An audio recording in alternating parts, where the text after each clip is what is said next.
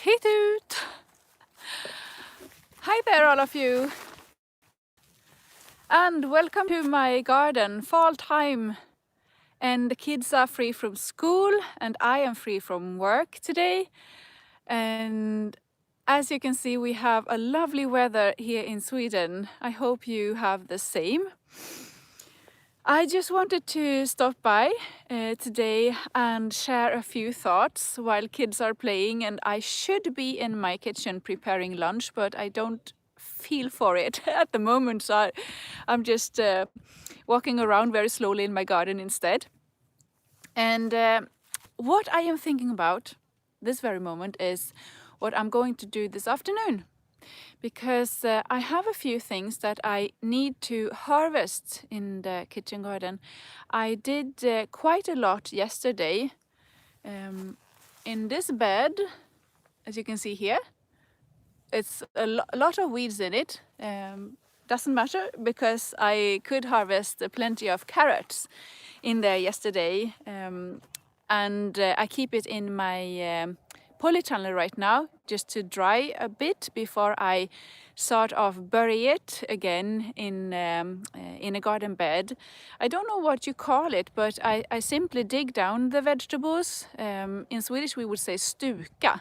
It's a very old traditional way to store vegetables, and it's very practical. I think if you don't have enough space like indoors where it's pretty cold, you can actually dig down the vegetables and sort of isolate it with the leaves and the soil and keep it all winter long, and that's what I do in my polytunnel. So I harvested plenty of carrots here, and I also harvested the beetroots. So this year I grew lots of, I don't know what you call it, yellow, orange beetroots. So in this bed there are no longer any beetroots. So what I do now is I sort of prepare for winter. I grow my kitchen garden in Sweden, and we have long winters and dark winters, and it's possible to keep some of the vegetables in ground. For example, I have in this mid bed, this section in the middle of the kitchen garden, I have parsnips, and they are sown in June, I think, because I didn't succeed with the first sowings, so I had to continue and make another try. So they are not very large. I will try to dig one up so you can see.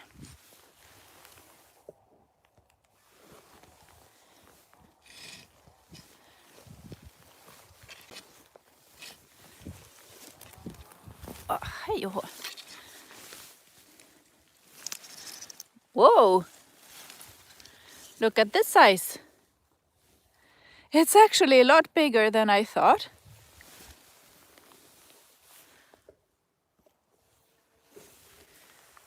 So this parsnip,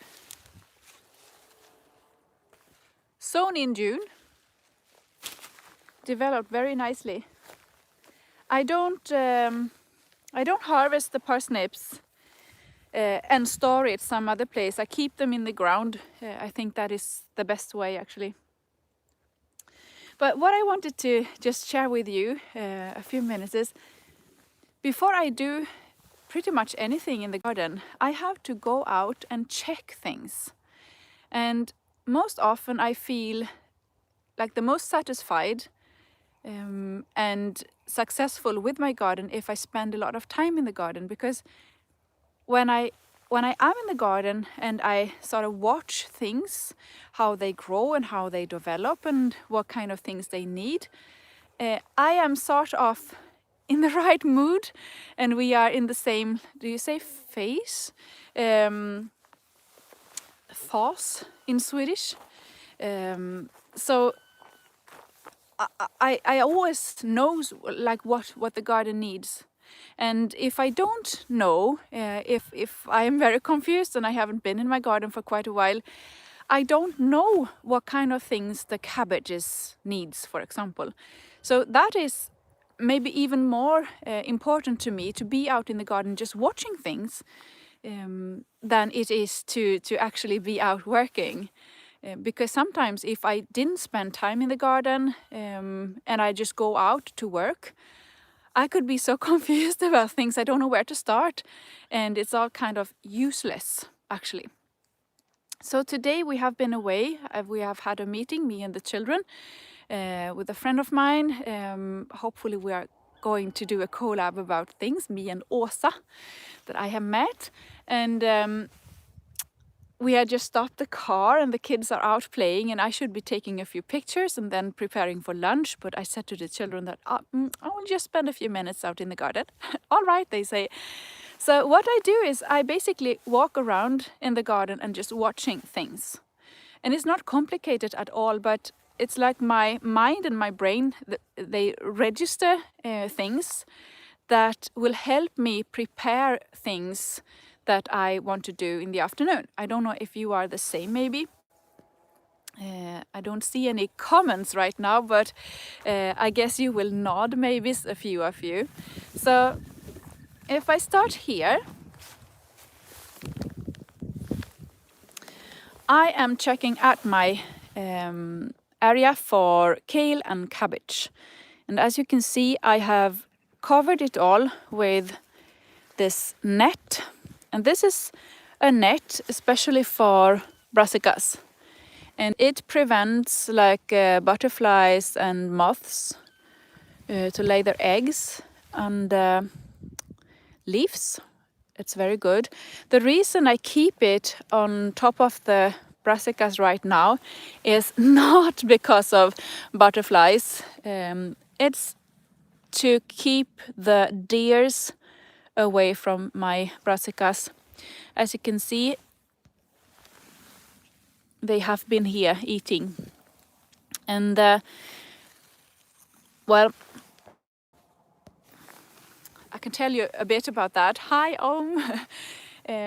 some of you asked me about the size of this kale, saying that you prefer the plants being like tinier.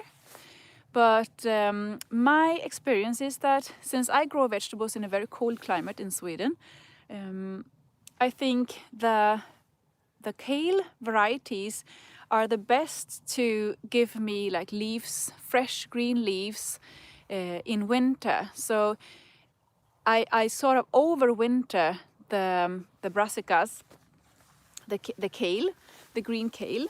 They are very hardy, so they can stand almost all winter here in south of Sweden. But they stand better out here in the main kitchen garden in the open if they are like mature plants. If they are tiny plants, they are much more, well, more likely they will get destroyed by the cold and also by hungry animals. So that's why I grow them like very tall plants, if it's a tall variety. This one is a very low variety. I have other varieties over here that are like taller.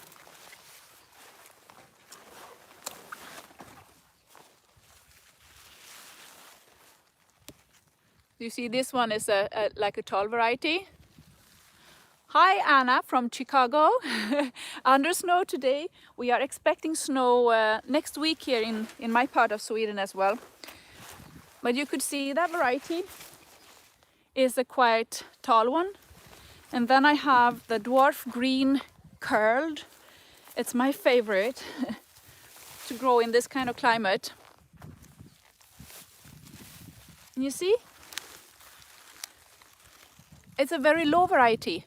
And low varieties of kale are much more easy to protect from like deers and other animals, simply because this net, this cover, is easier to keep on top of the plants, even if it's a bit windy, because I can put a stone or something here to keep it in place. But what I did now when I went out in the kitchen garden, because that's what I'm talking about, how I prepare for my harvest.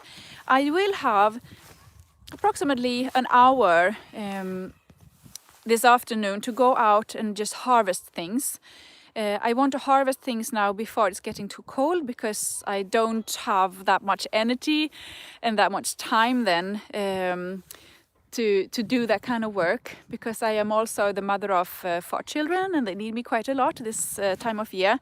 They still need a lot of help with like clothes and stuff like that. So I started here, checking this area and just looking at the plants. So now I see that I want to put a lot of kale in the freezer. If I don't manage like to keep all the plants here in wintertime, I will then have a few kale batches in the fridge. That's good. So that's one thing I can do this afternoon. I hope you enjoy my nails, by the way. It's a kind of a new thing to paint my nails. And I also checked this lovely, look at it. One among others, this is Brussels sprouts. I have pink Brussels sprouts and I have green Brussels sprouts. And this is also something that I want to do this afternoon. I want to start harvesting the Brussels sprouts and put them in the fridge. Hi Nina from UK. It's lovely to see where you are watching from. I'm sort of under this net now, so it's not very practical. Whoops. Here is a pink variety. Whoops. A Savoy cabbage. So I kind of walk around here just checking the plants to see what I've got. And by doing that, it's easy for me. Here's Kuling, our dog. It's easy for me to sort of estimate how much work it is left in the garden, and to see what kind of things I will be able to do. So I make a priority list for myself for this afternoon, and I think the most important vegetable for me right now would be the Brussels sprouts. I would be very sad if I lose that, because I really like the Brussels sprouts. I would say Brussels sprouts. Thank you, Vilma, on Serbia watching. Thank you. I would be very sad if I lose the Brussels sprouts, because Brussels sprouts is one of the vegetables I think that makes, the most difference when it comes to homegrown and like bought vegetables from the store. The taste is, you can't even compare it, I would say. Watching from Finland and Indonesia, my God, you are crazy. It's so nice to hear. And I hope you all saw the picture of the Brussels sprouts, and then you will understand why I am so keen on taking care of it. The kale is not that important because I have plenty of kale plants, right? So if I would lose some tonight to the deers, for example, it's not like a big deal. But the Brussels sprouts, I would be very sad. Here's another one.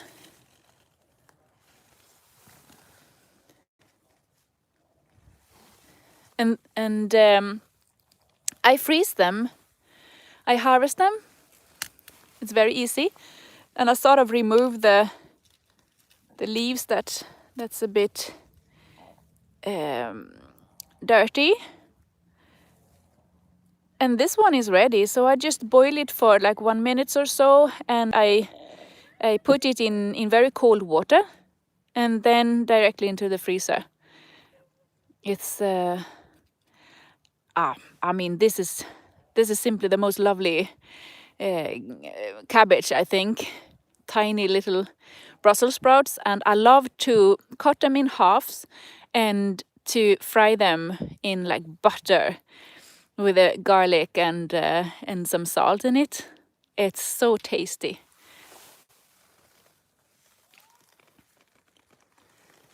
Yeah, Anna, exactly. You had the same experience.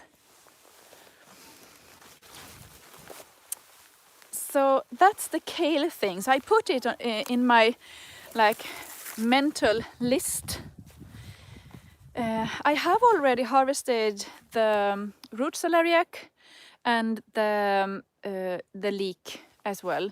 So I have parsnips left in the garden. And it's no rush with the parsnip. Even if it's getting cold and the ground freeze, they will stand into spring, no problem. But I also have, you notice the light green plants, and that is the chard.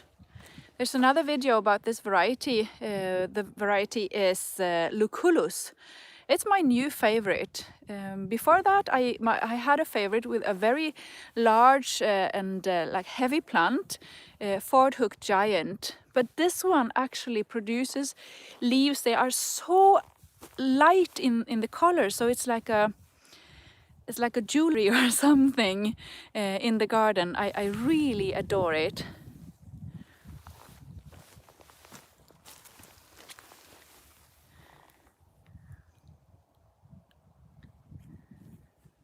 You see? And this variety has very, like, it's tender leaves, though they are quite large. And if you fry it with in butter, it's very like buttery in taste.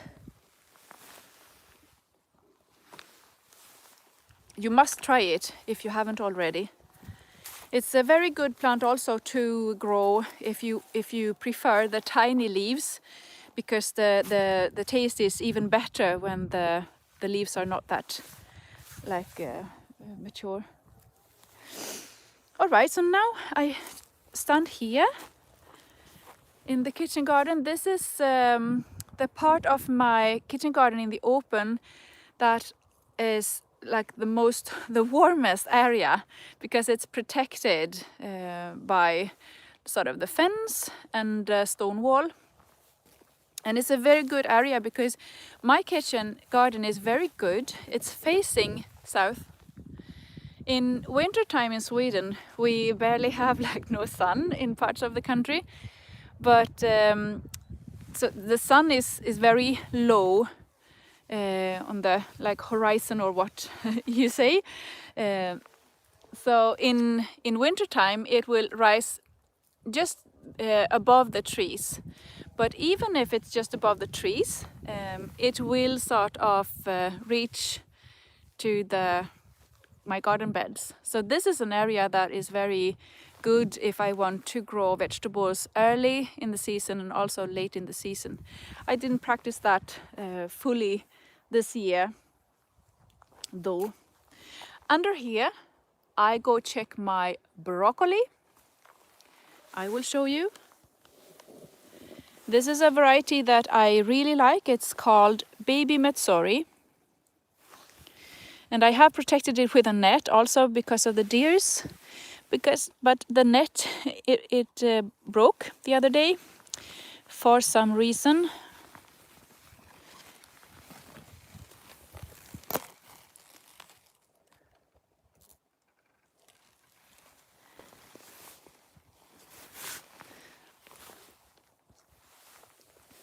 I go check the plants here every now and then. And that is because I have not grown this variety, Baby Matsuri, for a late harvest before. I have grown Green Magic is my like standard variety in the kitchen garden otherwise. And I for a very late harvest, but this one I go check the plants so that I don't miss, like if they look a bit tired or if they start to get this like gray mulch, not gray, mold, sorry. So I have to well, watch them, and if there's a sign that the plants don't like it, I have to harvest it immediately. But today they look fine, so I will just leave them. Because it's actually possible for some of the vegetables, some variety, extra hardy, to grow even though we have like less light in Sweden at the moment. There are some discussions about the daylight now, and I get a bit irritated about it because it seemed to be some kind of report saying that this and that date it's not possible for vegetables to grow, but it's actually very much depending on where you grow your vegetables, in what kind of part of this country, in Sweden for example, and how much daylight with sun it is. If it's sunny and if it's warm, the other year we had like 20 degrees Celsius outdoors in December. So if it's sunny and 20 degrees outdoors in December, it's possible for vegetables to grow. So it would be silly for me to harvest the broccoli too early, because it's actually possible that it will grow even more, even if it's very late in the season. So I will just leave that. I didn't finish, I think, on the chard, sorry. The Swiss chard here, they have lasted for a couple of frost nights, so it's kind of hardy.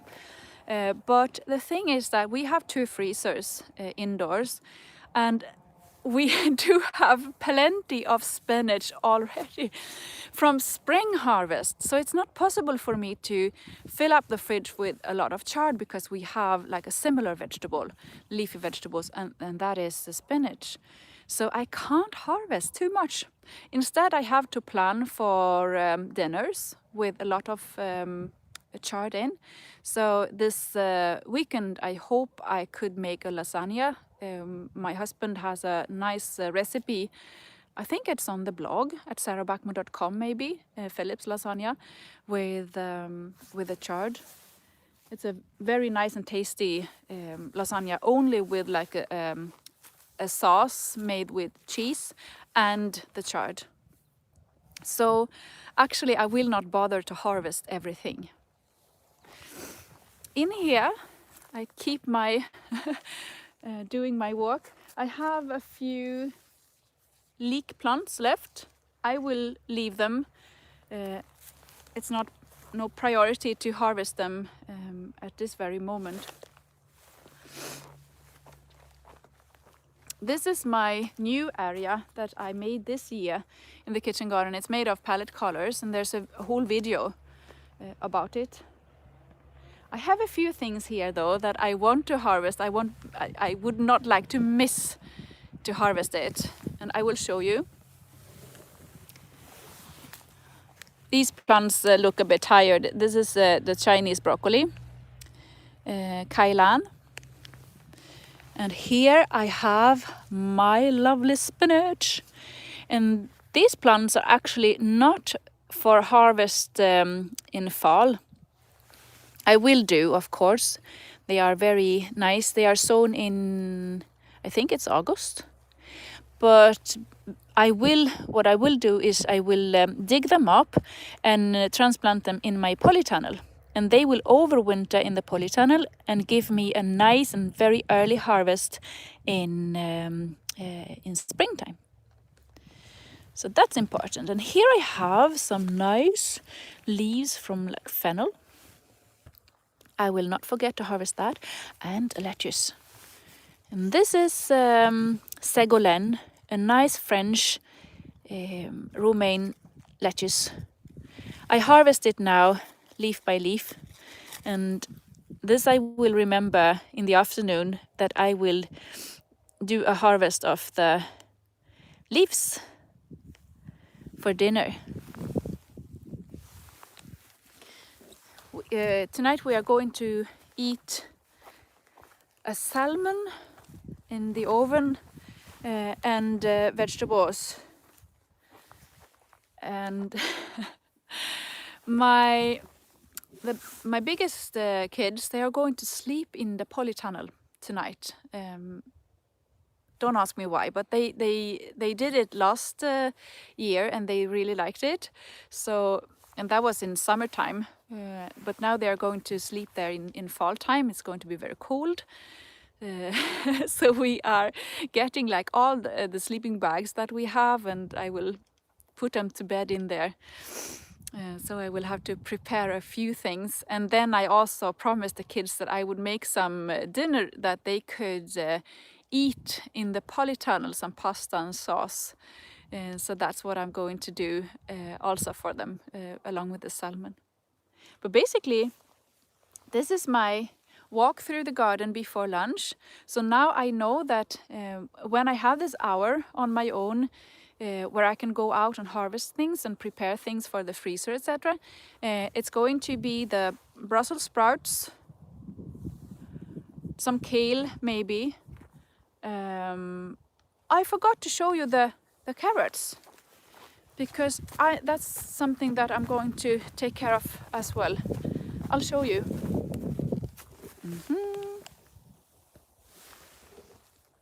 This is again an area in the middle of the kitchen garden. I hope it's not too windy for you. And in here I have lots of carrots. And this is an early variety. I grow early varieties. I sow in summertime. They are sown in June. My motto is to sow things I don't know how to describe it, but many times. So I don't make like one sowing or two sowings of carrots. I make several. And that way I can have lots of vegetables to harvest, even though I don't have like that much space for a specific variety of vegetable. And in here I have other carrots and they are also this early variety. In Sweden we call it summer varieties of carrots. They grow very fast and they will mature or ripen in only 3 months. And then we have the winter or fall carrots, and they grow big in a longer time, so they can I can keep them in the ground for a longer time, and they will store better than these varieties.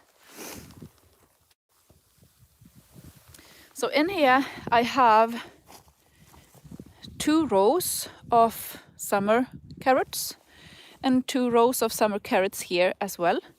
And this one is sown in July. You heard me correctly. Summer carrots grown from a sowing in early July. And in here we have summer carrots sown in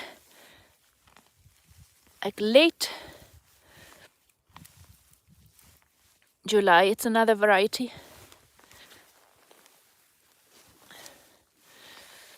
And you don't expect that, maybe, that carrots will develop that quick.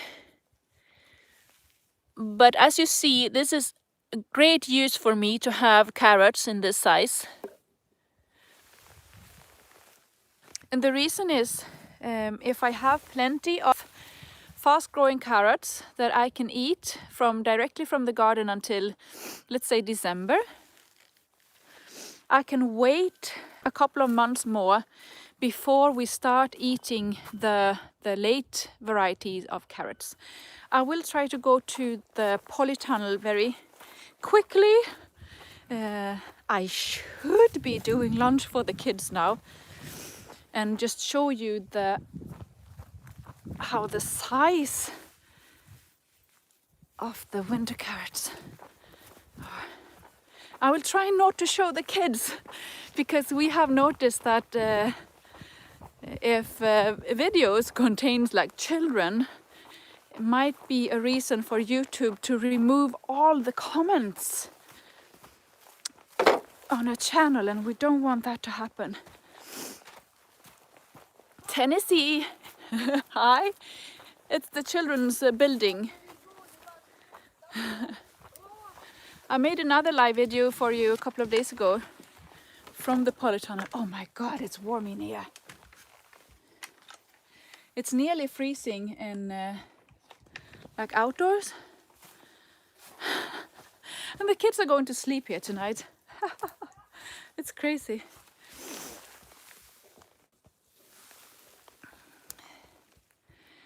So all of you new to this video, this is a kitchen garden in Sweden. And here's yesterday's harvest of winter carrots. So compared to the summer carrots, hello Angela!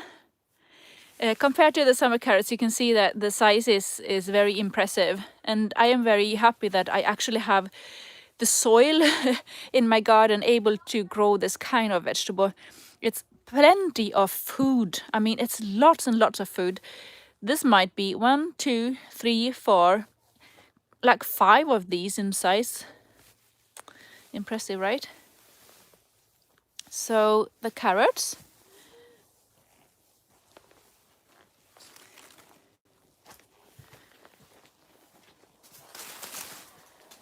And here are the root celeriac. And it's very good, I think, to leave them for a couple of days so they dry a bit, the soil. And I simply remove a bit of the roots and then I bury it in this stuka. I have to find the English word for it later on, but yeah.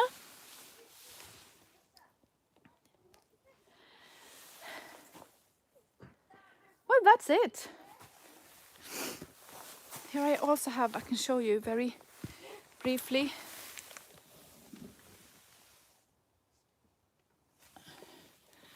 The leeks that I harvested a couple of days ago.